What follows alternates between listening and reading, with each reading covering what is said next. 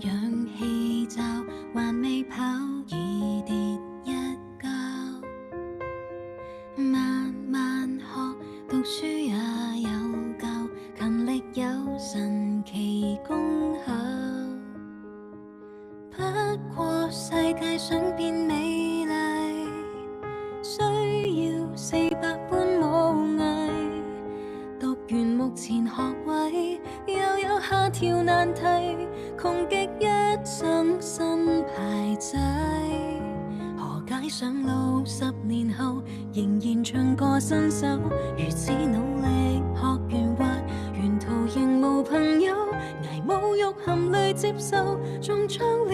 繼續走，但對父母親別提及傷口。何解見習10年後仍然未變高手，頭髮亂了繼續在獻醜，當初那群隊友早已變成木偶，得我不肯放手。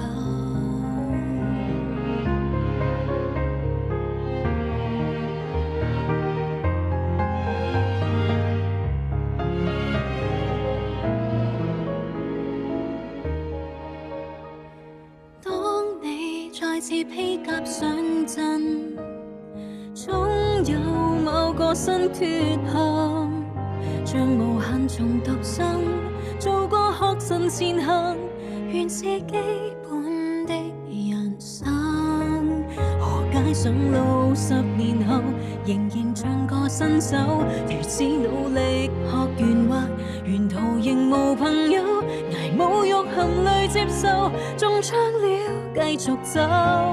但對父母親別提及傷口。何解見習10年後仍然未變高手，頭髮亂了繼續在獻醜，當初那群隊友早已變成木偶，得我不敢棄手。大踏步踏出這世界，難避開最暗的街，急急跑並不會變快，磨練夠才能